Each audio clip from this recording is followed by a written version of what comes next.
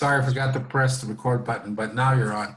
Okay, so if we can get like a central, like an email list together to where we can all, maybe like a group email that we can send around, informing each other's clubs and mainly, you know, for all of the things that you guys are doing, and then especially if you guys needed volunteers or other resources, it'd be good to have maybe like a central email, kind of like a chain mail going around to do that. And then also Naomi wants me to put on all of our projects on the Club Central account. So she's gonna give me access to the District Club Central, and then I guess I'm gonna be managing all of our district projects. And then if you guys wanna send me information about your projects, I can also add that to the Club Central account so that we can keep a tally of everything going on in the district throughout the year.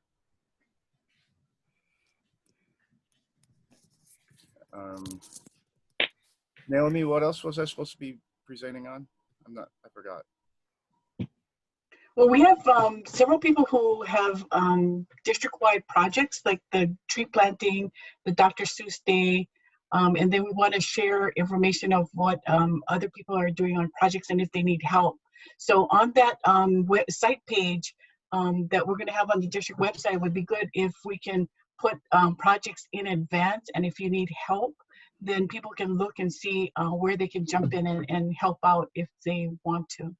Especially clubs that don't have their own projects and they want to jump in and help someone else with their project, or if someone is interested in only tree planting or environment, that they can see, you know, what kind of projects are going around the state. Right. So did you want to go with the tree planting with Pili? Yeah, I can. I didn't know I had any set time, but definitely the next district-wide project that we've got going on would be the tree planting thing in November. So I can give the floor to Pili, and she can give us more information about that. Thank you. Oh, I'm nervous now. So now that you guys mentioned if we need help, we need help. So, so our club. I'm sorry to interrupt you there. What was going on with the? I know there was that hurricane that was supposed to have come through, but did you guys ever go out to that site and take a look at the scope of the work? You mean for the tree planting? Right. Yeah, we were able to postpone the activity that we were going to be doing out there. In fact, I'm gonna share a little bit about that later. But we were able to postpone it, and we'll be working every weekend in the place where the tree planting is going to be having place. In fact, Rich came out to help us last weekend. So it is a hard work. It's like a hard labor. I'm still very sore, I tell you. It was worth it. Yeah, me too. So without more waiting, I'm gonna share my screen with you. If by any reason you are not able to see what I'm sharing, I have found that sometimes people don't see the entire presentation. Please let me know. So looks good, Pili. Looks good? Okay, cool. Yeah, looks good. So as many of you already know, so my name is Pili. I'm from the Eco Rotary Club of Kaka'ako in Oahu. We, together with the District 5000, before the year start, we had this idea or this dream to plant 10,000 trees in the island. So we start looking for places for where to plant through the state and through the city, and it was a little challenging. Finally, we got this agreement or this cooperation with Hawaii Legacy Hardwoods to plant 5,000 trees in Oahu as a part of the initiative that is called Hawai'i Legacy Trees. Hawai'i Legacy Trees is this initiative where we get to plant trees, and those trees are not used with commercial purposes or with profit purposes. So these trees are going to be planted, the trees that we're going to be planting are going to be planted there, and they're gonna stay there through their natural life. So once the tree dies for natural reasons, or maybe because in a thunderstorm just cut it down, they will be able to use the wood, and they will give it to the Mormon church, and the Mormon church will use the profit of that wood to sponsor some of the scholarships that they give to students. So I just wanted to give this background because there is a little bit of confusion of what's going on and why the trees are planted in private property. But this is part of a nonprofit initiative, and we have been able to confront all this information. And the legacy forest, that is the name that it has, is going to be planted at Gunstock Ranch. But the agreement itself doesn't have to do anything with Gunstock Ranch. Gunstock Ranch has the agreement with Hawai'i Legacy Hardwoods, and Hawai'i Legacy Hardwoods is doing the cooperation with us. But just going back a little bit, the reason why we're planting trees is because we see like there is a big need in Hawaii, that the temperature are just going increasing, and it's just going harder and harder every summer that pass by. And as a Rotarians, as a people of action, we want to take action. And the best way that we can do that now is by planting trees. There is another initiatives that are going on about environmental issues, but some of them require lobbying, advocacy, and so on. But something that we can do right now is to plant trees, and that's one of the reasons that we want to do it. About the project. As I mentioned before, our goal is to plant 10,000 trees. We're going to be planting 5,000 in Oahu through our Rotary Club. The other islands are going to do simultaneously a similar project that is about tree planting. So Benson is going to lead one in the Big Island. Mariko is going to lead one in Kauai or Maui. Is Mariko Kauai or Maui? Maui. Maui. And then I know that Kauai is working on it too. So the producers are the District 5000. The district has been very, very supportive with the project. Our sponsor in Oahu is Hawai'i Legacy Hardwoods, and we also have the support for funding from other Rotary clubs. That includes Waikiki, Honolulu Sunset, Honolulu Sunrise. The date is gonna be November 28th, and we're gonna have 3 different sessions of 2 hours each. And each session is going to require around 200 volunteers. The trees to be planted are gonna be monarch milo or other native trees.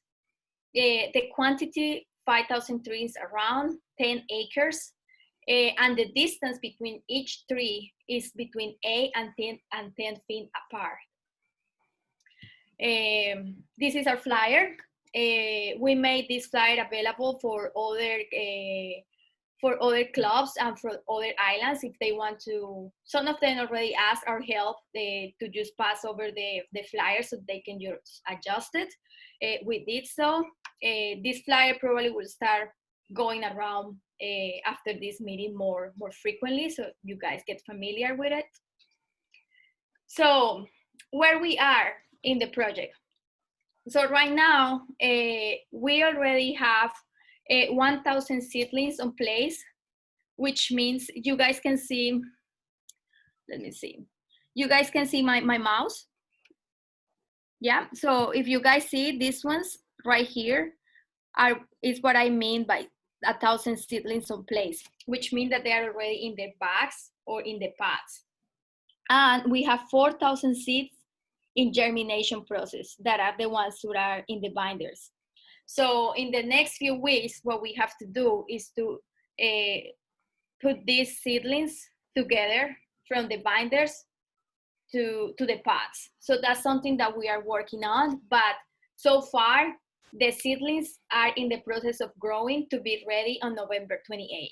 So trees, check. So what are we doing now? So in the planting area also, we are doing some clearing. What is the clearing about? So the Hawai'i Legacy Forest has already planted a few hundreds of trees. It was with help of Dr. Camilo Mora and one of his projects. So he planted some of those trees in November last year. It was very popular and everyone heard about that. So the area where he planted those trees still has capacity for 3,000 more trees. So what we are doing now is that we are clearing that area so we can have like a better vision or better understanding on where to plant our trees on November 28th. We are doing this because the irrigation system, as you guys can see like at these lines, is already on place. So it will save some money to just have the trees already planted where there is irrigation system. So the clearing area, the clearing work pretty much consists, you guys can see like this little bush here, like it just looks like it's just nothing there.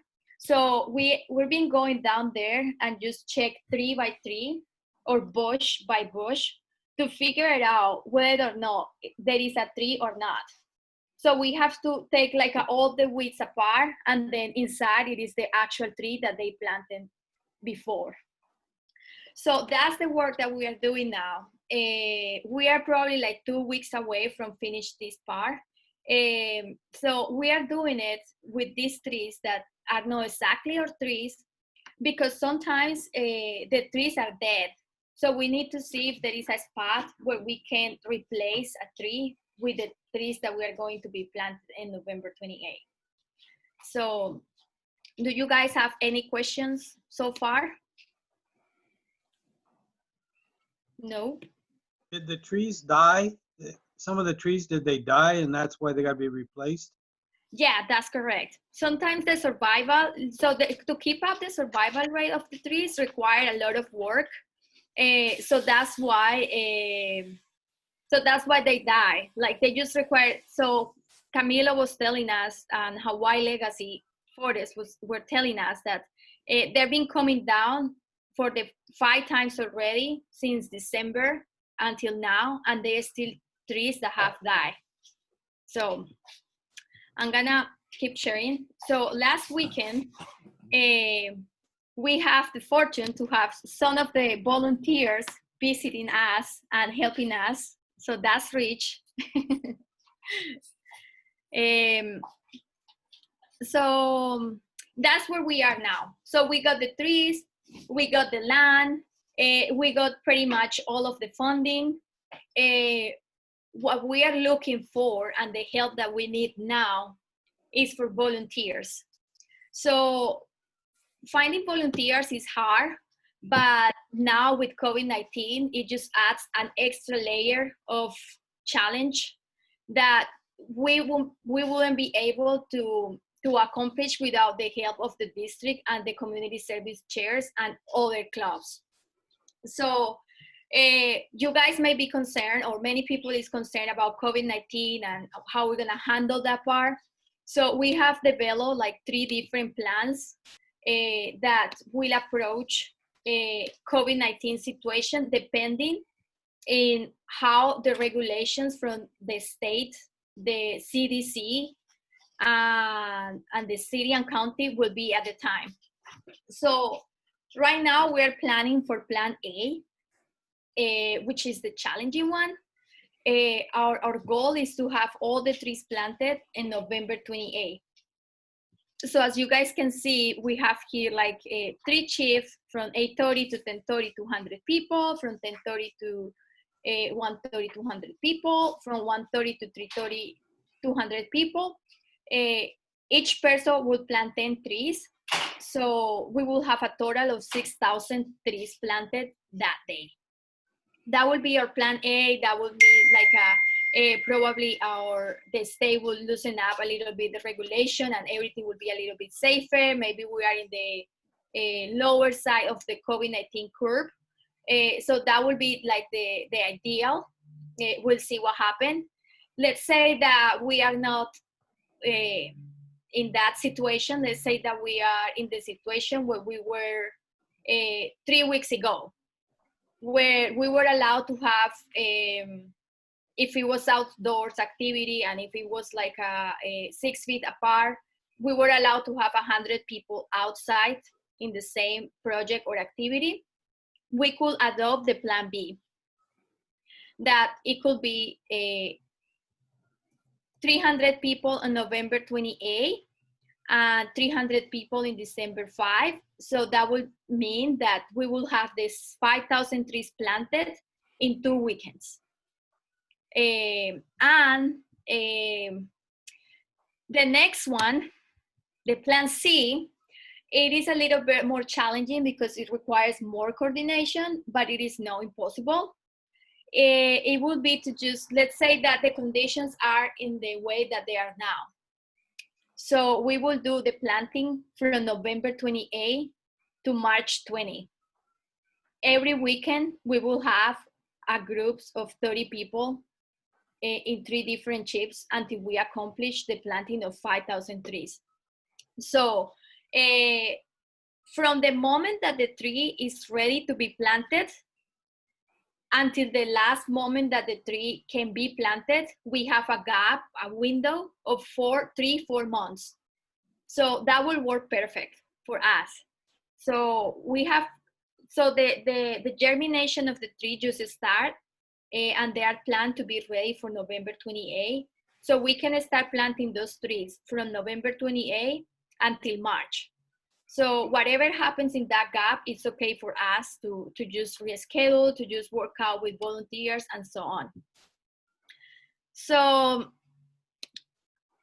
as I say, we are working very hard, and the service chairs and the committee chairs for this project are working very hard to make it happen. They are trying to adopt every possible, they are trying to cover every possible situation that can happen.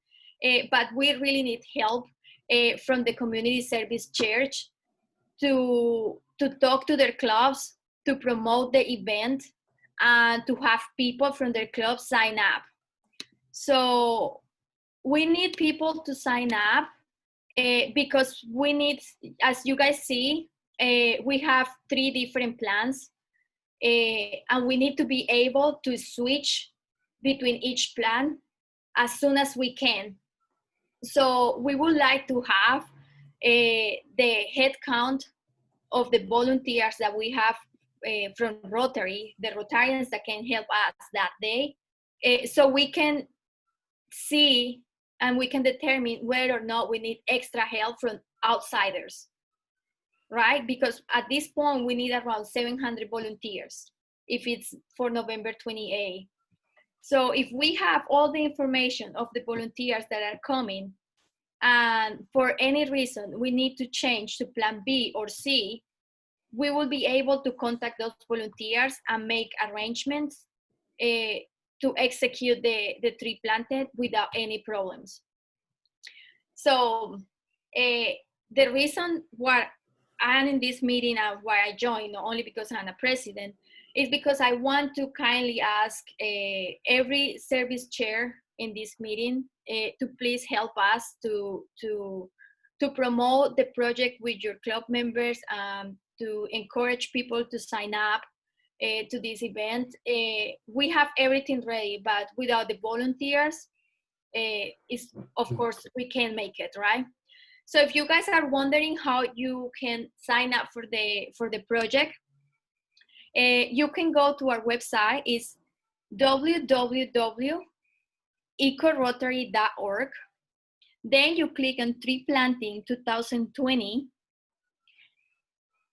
Then you scroll down, and then it will show you the two ways that you can volunteer.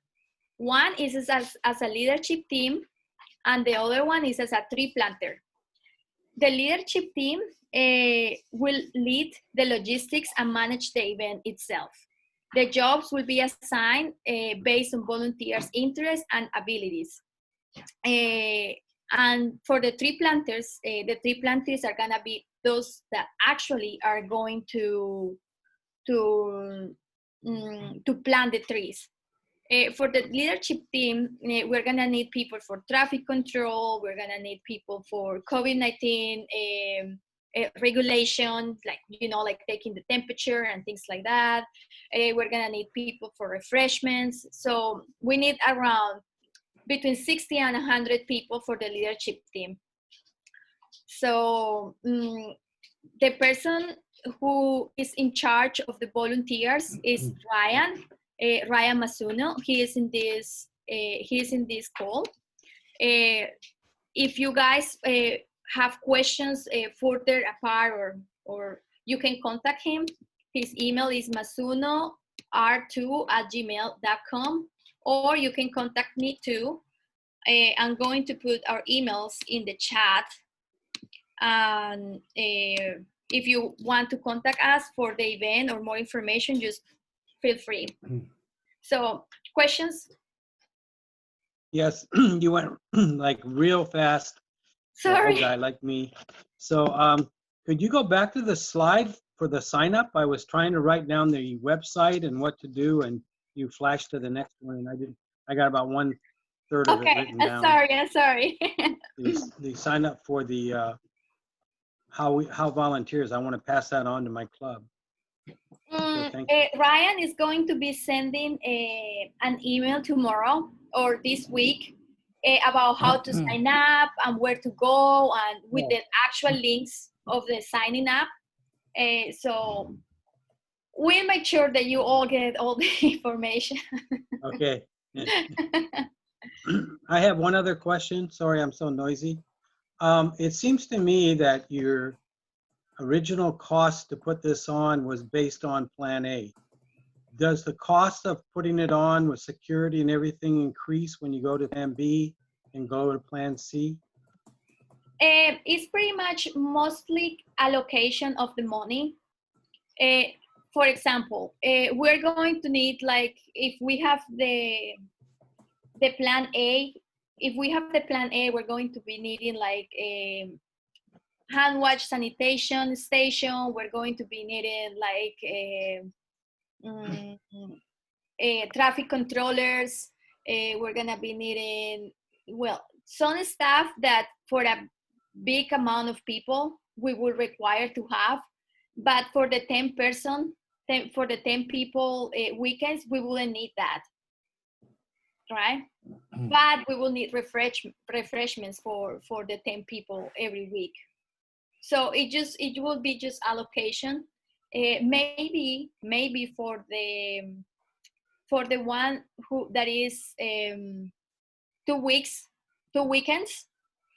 For that one, we may have like an increase on our budget, because we wouldn't have portable toilets for every weekend. Like, we were planning to have 2 portable toilets for the one day, but then we will have to have 2 portable toilets for the next weekend. But I'm sure that is something that we can work around.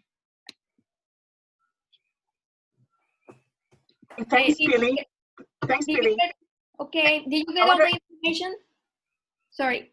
Okay, I'm gonna just remind everybody that what Pili's talking about is only Oahu, and we have these projects on every island. So go to the newsletter. I have the coordinators for every island, and if you could ask your club members if they want to participate, because this is purely voluntary. It's not mandatory. We're not. You don't have to participate if you don't want to do that. So contact the coordinator for your island if you do want to participate. But this was a good exercise to see how you can organize a project. So Pili has different committees, one for traffic control, one for refreshments, one for training, one for logistics. So it's a good thing to do for every one of the projects that you have, and working out the budget ahead of time, getting the public image, the press releases out is a good thing. So a good exercise to see how you can organize your projects as well.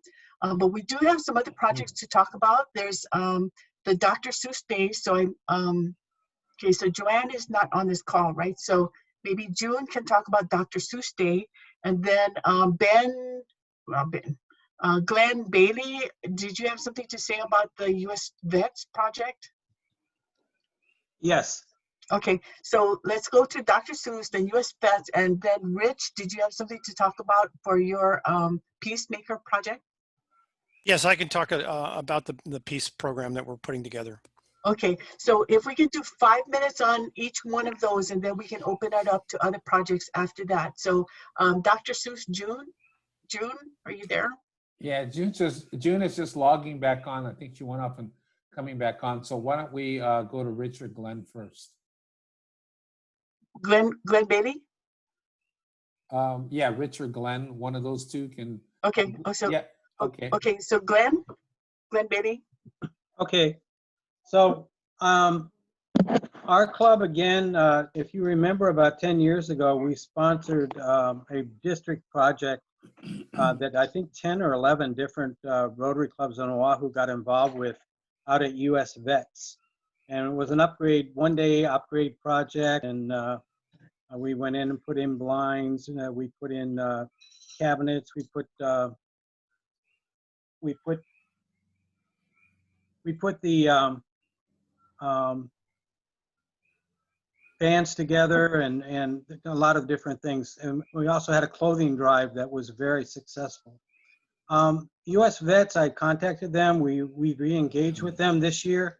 We do have a grant from our club to help, but one of the new exciting things out there is a state-sponsored tiny home project that's being built in the lot right next to the US Vets out at Barbers Point. And it's going to be, right now, they've funded 35 homes for, it sounds like mostly single folks that will be allowed to live in this community, that will have a central bathroom and central kitchen. There will be no cooking or anything inside the homes. They're very small, like 100 and some square feet. It's based off a project that the governor, or the assistant governor, saw, I guess, back in the mainland and brought it back here. And there's a company that's already putting the homes together. They haven't put anything up yet. So because of COVID, it's a bit on delay. I talked with the director the other night, and it looks like, my guess is somewhere around the end of the year or in the spring, they'll be ready to occupy those homes. So we could have a Rotary District project to help put homes together.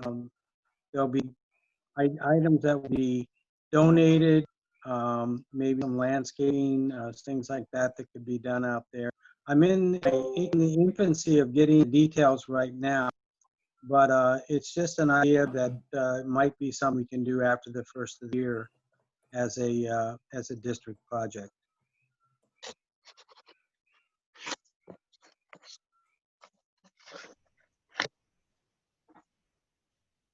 I think you're on mute.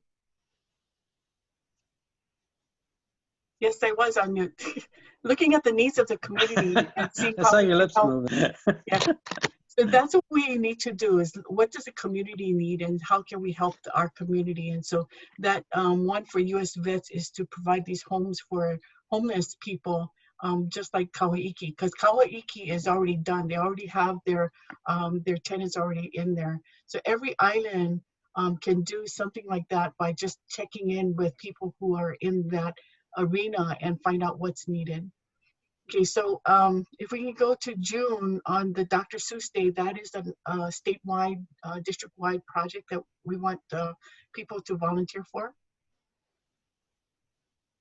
June?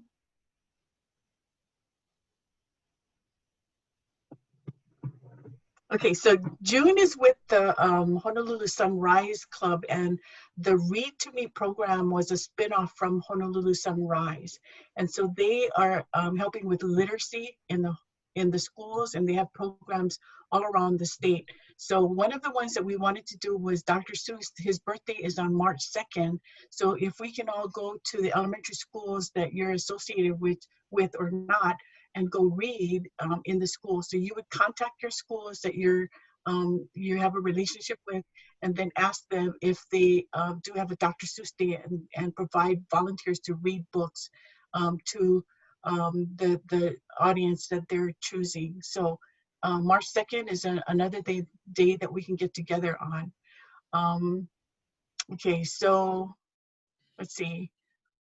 Want to see if any of you any other chairs have projects that you have on your island that you want to share your ideas. Vincent, you want to share what you guys are doing with the tree planting at Volcano National Park? Yes, as soon as I unmute. So what we're trying to do, because we're on the Big Island, and because it's big, we're trying to organize tree planting in 3 different locations. So we've already put together the Volcano Nationals Park. So pretty much anybody on the east side can come to that. West side people, if you want to come here, that's fine. So that'll be one location, and then we're working on a Holualoa location with Kamehameha Schools, who has some tree planting that can be done in that area, and then also another one in Kohala. So there'll be 3 areas in which you can participate in tree planting. The trick is right now is just trying to coordinate them all for the same date. So we're trying to shoot for Peely's date, which is November 28th, but we may or may not be able to get them all on the same date. And it'll be actually different kinds of trees. We have some breadfruit trees to plant. We have some koa trees to plant. We have a whole wide array of different kinds of trees that we can plant. So I'll be getting you more information as all the sites sort of firm up, and then how many volunteers we're going to need for each site. And so, and then of course, those of you guys who would like to come over here and plant with us, you're certainly welcome to do that. Yeah, going up to Volcano, I think that would be fun. But on Kauai, I think they're doing it on October 30 instead of November 28th, but that's okay. Rich, do you want to share on your peace project? Yes. Lila Berg is our community service coordinator, and she's put together a fairly expansive program for the Peacemakers Committee. And it incorporates a couple of ideas that we're kind of bringing back. And one which I really like is the idea of honoring and acknowledging a peacemaker in your club. And instead of having it just be a special event at the Honolulu Club, it would be something that we would celebrate throughout the district. And I'm sure that everyone in their club has somebody who goes out of their way to do things that promote peace in the world. And this could be just community service at a level that is really astounding or just extraordinary, either here or on the mainland or internationally or whatever it might be. And we want to hear about it. And then in some fashion, we would come together with with an acknowledgement and an award, if you will, for those people. And we want to spread it throughout Rotary in Hawaii. And the other thing was a peace pledge, sort of like a mediation pledge, but an acknowledgement or an affirmation that we are all in this to promote peace through understanding, and that through our efforts that we'll make a more peaceful world. And we're coming up with a pledge that does that. It's a little bit different from the mediation pledge that we had promoted before. And we're going to spread that throughout the district, and hopefully we'll get some good response. So it's a little bit different from the hands-on stuff we've been listening to, but it has to do with, how we feel about life in general. That's sort of our aspiration.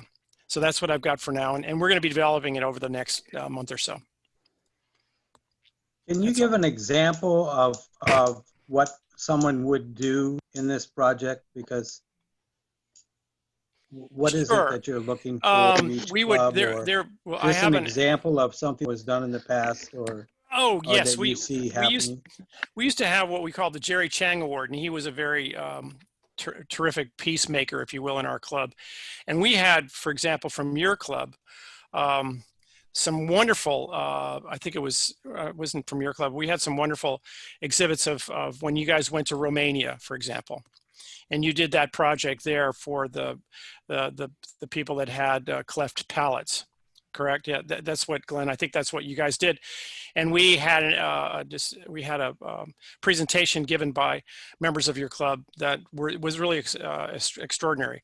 And we had that from others, people who did a lot of international work and really helped to make the world a better place.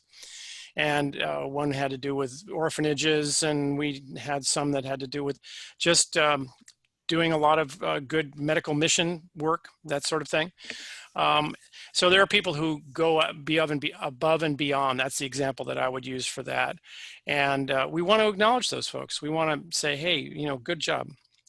This is what a Rotarian really is all about. And also can help with bringing the spirit to your club and to Rotary in general, by highlighting these folks and the good things that they do. And acknowledgement and acknowledgement is always important. That's the way I look at it. Anyway, that's one example. Is there anything else? Any questions regarding that on the, there are criteria, and we'll be sending it out to the presidents of what we're looking for. I've got a sort of a bullet point thing here that'll be refined. And then you guys the presidents can pass it along and get some nominations, and we'll run it up the flagpole. And I think, Naomi, will put it in the district newsletter, and we'll highlight them and do all that sort of thing. That makes sense? Yeah, Samir was one of your awardees, right? Samir is in Glenn's club, the Honolulu Sunset Club. But I think Lila was also thinking about projects to do with peace. So helping the interactors or early actors know about anti-bullying or other peace initiatives. So peace is one of the focus areas for Rotary, and so if you want to do a project relating to peace, I think that would be a great thing to do. Okay, so we have about 15 minutes left. So other people have projects that you want to share that you're doing for community service? Donna, what are you guys doing on the Kona side?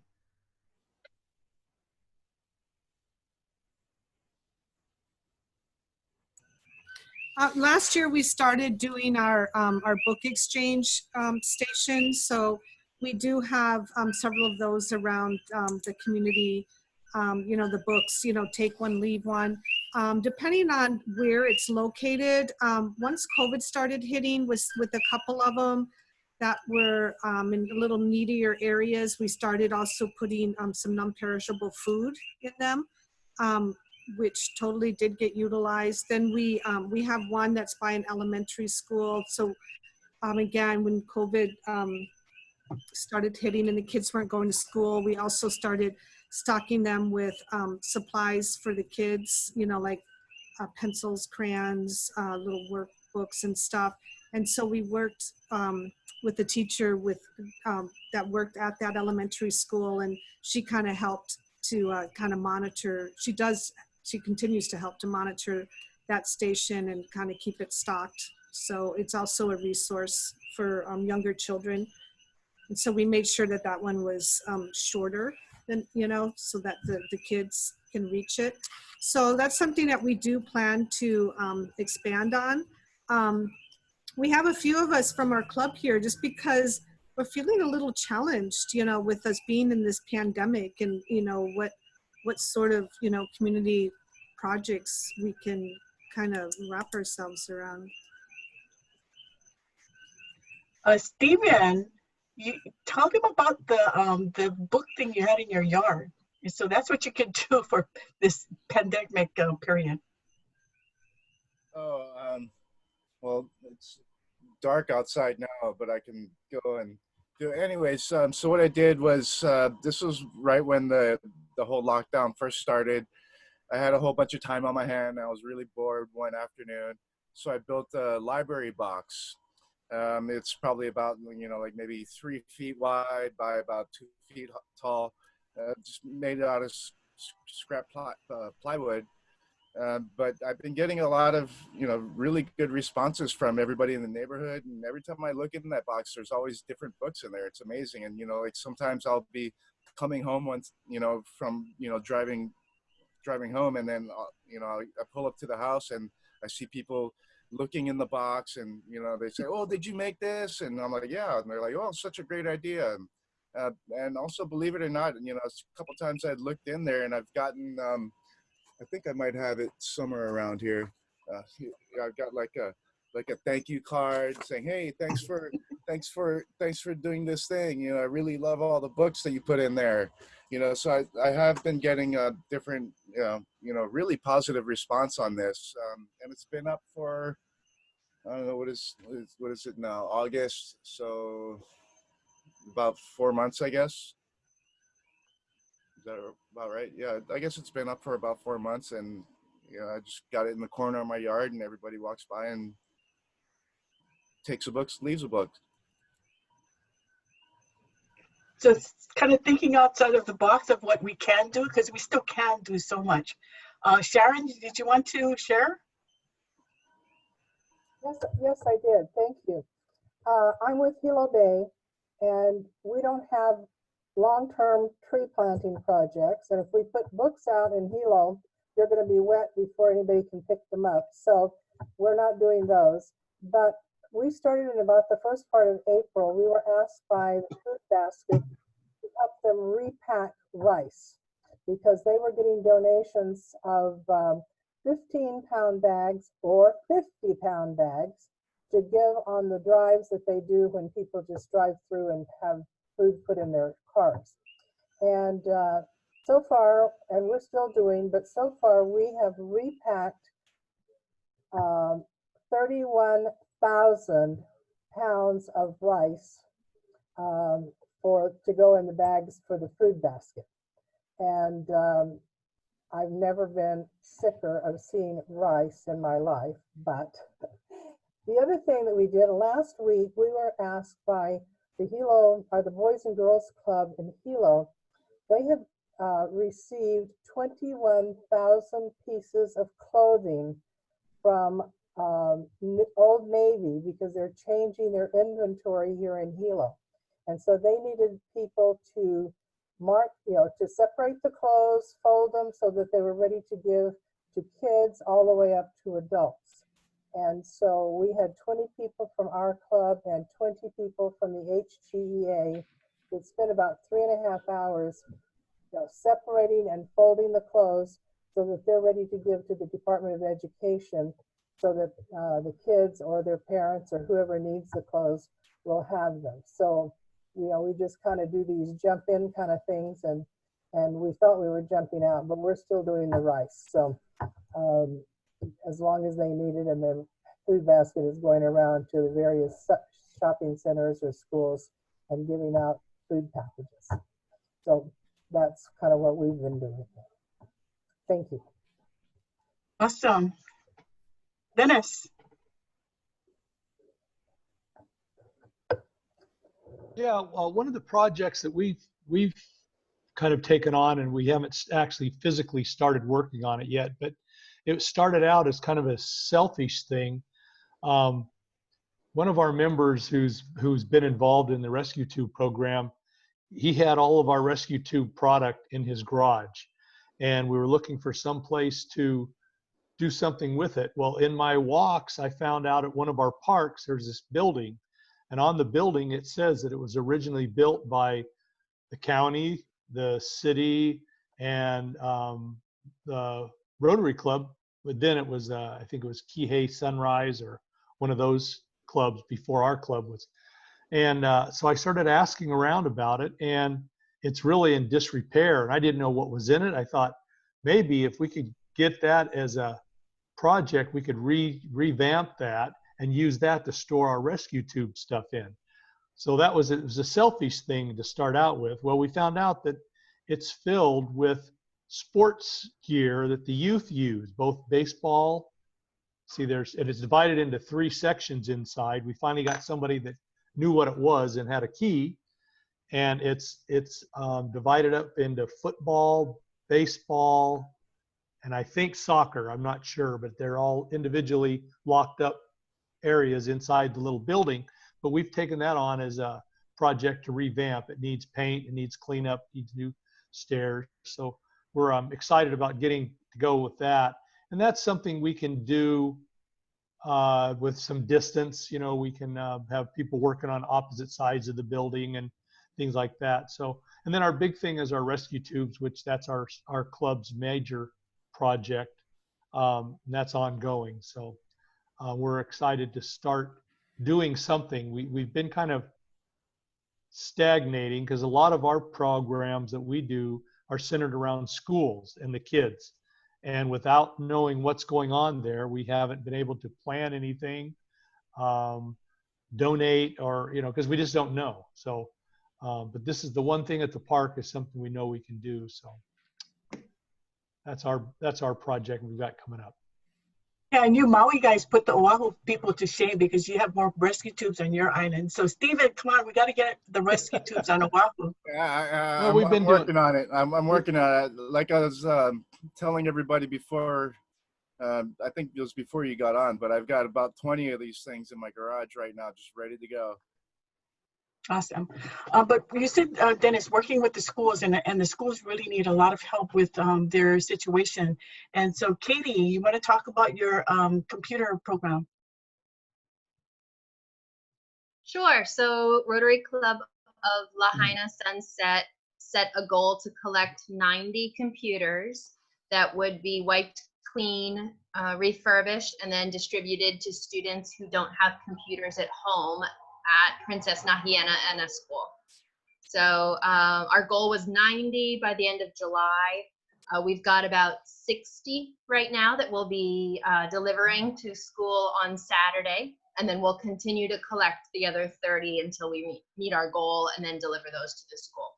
So we found that when the kids went virtual back in March or whenever it was, that a lot of students didn't have computers at home to use, and so they were lent computers through the school, but then at the end of the semester had to return those computers.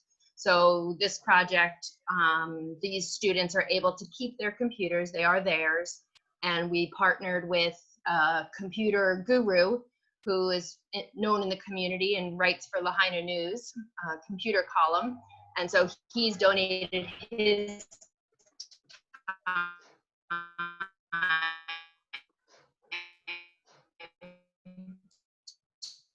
to wipe them clean, you know, buy new batteries, refurbish them. So it was a nice part to him, and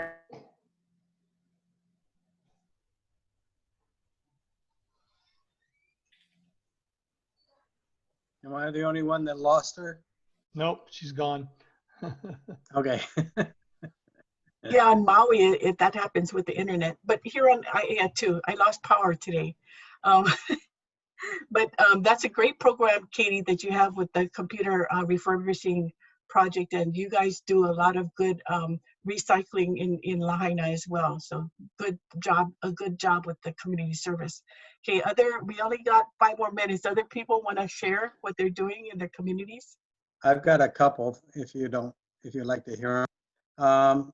Honolulu Sunset, we're kind of looked at things that we could do with COVID in some of the repeat type of, we have about 4 projects that are repeat or 5, and then the rest are new.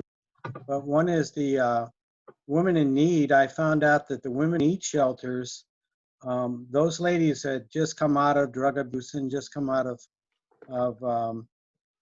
domestic abuse and that type of thing. This is a shelter for women and their kids, and they have houses on Oahu and 1 in Kauai. But they were the first to lose their jobs, and a lot of them were doing part-time work, and they don't have a whole lot of extra money and stuff coming in. So we've been concentrating our efforts on getting them additional food. We bought food certificates from times that they can go and get food. And we also are helping them for the long term for this year with one of our grants. The other one is shopping families are going to do. We do that every year. We take families that are associated with hugs. And these are families that have a child that is got really bad disease that takes 24-hour care. And just about every dime that family got, and it could be any family, it's not a homeless family or anything, but it could be any family who's going through this. And every penny is going towards doctor bills and that type of thing. So we take a Walmart, about 4 families up to 15 people, $100 each. And our club members go away, go along. And we tabulate what is going to the shopping baskets until hit their mark, and then we go and pay for it and take them all to lunch. So that's one. And then we also have a computer collection project where we're for our adopted school for the same reason.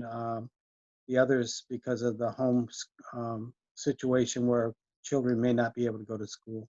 So that's 3 of several of our projects as examples that we're working on. Yeah, yes, you do a lot of projects. Any other sharing? Pili? So I want to do a charity, but so one of our members is, her name is Jenny Doe, and she's working now with the International Judging Fellowship of Rotarians. It was down for a few years, and now she got 20 members here in Oahu, and she wants to extend the invitation to other Rotarians in other islands because she's going to make it like a Hawaii fleet. So if you guys are interested in joining the judging fellowship, you can contact her. I'm gonna leave here her email, and she will give you like more information about it. That was all. Okay, so this is the yachting fellowship for people who have yachts and go sailing. Oh So yeah, but so you don't need to have a boat if you want to be part of the fellowship. She actually figured out a way that people can take classes. So last weekend they were taking classes on how to sail someone else's boat. Thank you. Okay, got 2 minutes. Anyone want to share 1 more minute? No? Okay, I got something. Speaking of fellowships, I'm in the Rotary Surfing Fellowship on Oahu, and coming September 12th, we are planning a beach cleanup in Hauula, I believe. And it's going to be not only a beach cleanup, but a stand-up paddle kind of event. So for more information, you can go to, it's called Surfers Unite Rotarian Fellowship. It's SURF. So if you want to go to the Rotarian Fellowship webpage and sign up for that, you can. September 12th. Okay, and Katie is asking about the Grammy project. Grammy is on hold because they had a glitch with working with the grocery stores, but the calling out to seniors is going to still go forward. So we'll get you information on that, Katie. But the Grammy program might not fly because they just couldn't work it out with the stores. But I just want to remind everyone, you should, like Pili has organized the tree planting with different committees, has a plan on budgeting, has the plans already kind of spelled out. So you want to do that for all of your projects. Make sure that you have a plan ABC in case you can't do it in person. What's your backup plan? You should also have a risk management plan, right, Rich, on making sure you've got the insurance, you've got the emergency plans, you got the backup plans. You always want to have that. And then if you have any youth participating, you want to make sure that we're following the youth protection guide as well.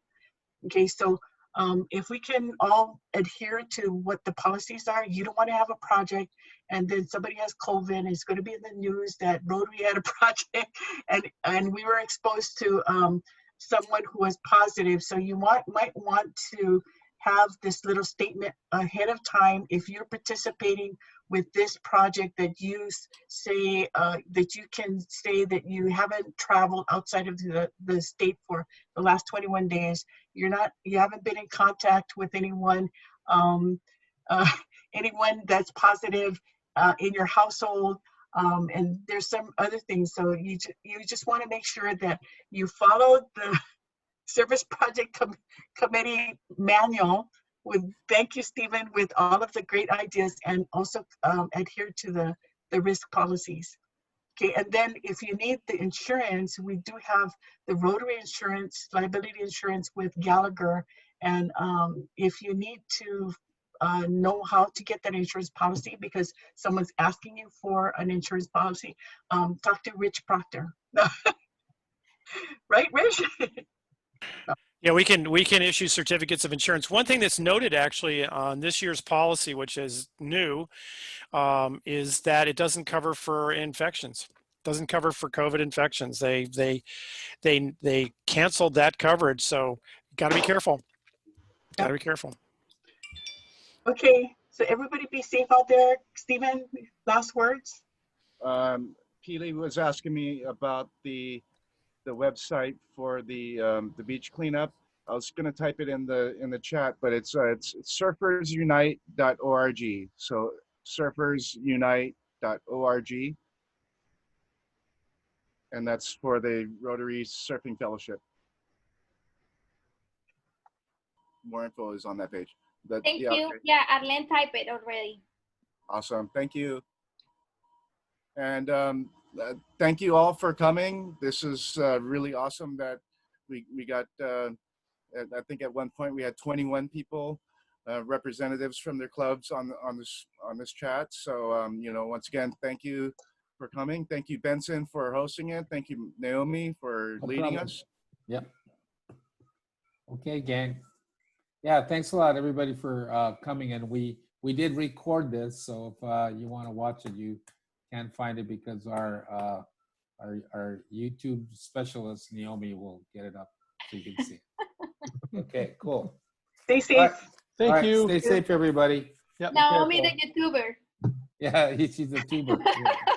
A YouTuber. Yeah. YouTuber. Yeah. Here you go. Glad Thank you. your electricity came back, Naomi. So Yep. So did you come back to your house or did you go to Beth's house? I came back. So yeah, I went to Beth's